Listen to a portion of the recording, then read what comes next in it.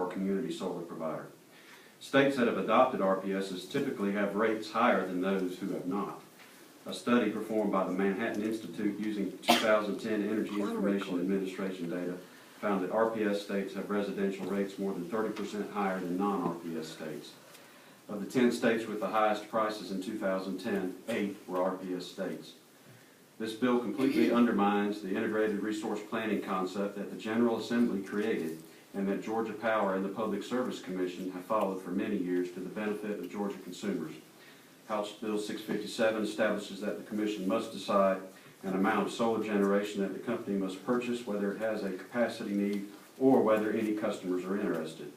Purchasing capacity when the company already has what it needs to serve customers only drives up costs for the company and all of its customers.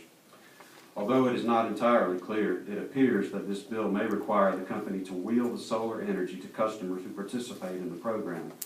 This could require the company to provide unbundled transmission and perhaps distribution service to the CSP or CSPs.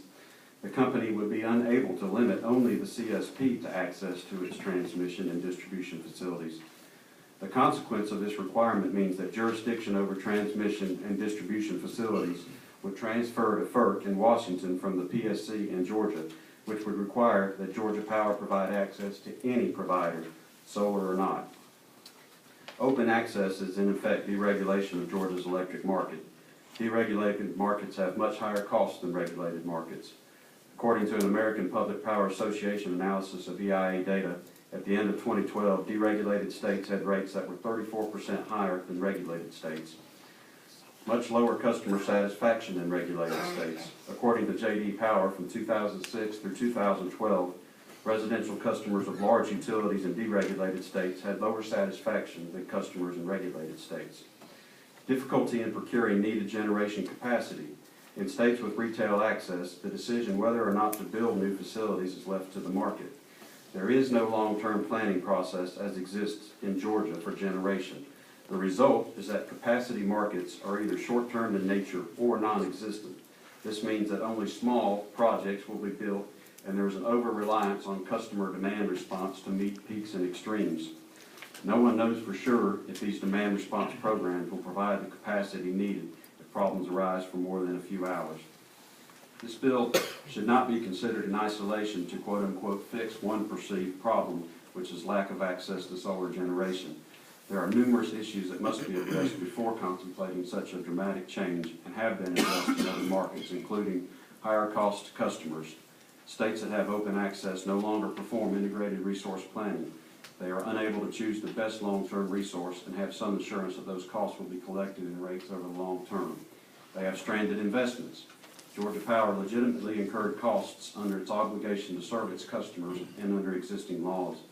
These investments were made in full compliance with the existing regulatory compact. Cherry picking of profitable customers. Third-party suppliers have an incentive to enroll high-income or highly profitable customers, leaving remaining less profitable customers to be served by the utility and driving up costs for those remaining. An obligation to serve. Is the utility still responsible for ensuring that all load, even that served by the CSP or others, can still be provided in the event those suppliers go away or are unable to perform? If they cannot provide the same level of service as the existing utility, or if the utility must plan to serve all load at any one time, who bears that cost? There is no need for this legislation. Solar is developing rapidly in Georgia under existing rules and laws. By the end of 2016, Georgia Power will have almost 800 megawatts of solar generation.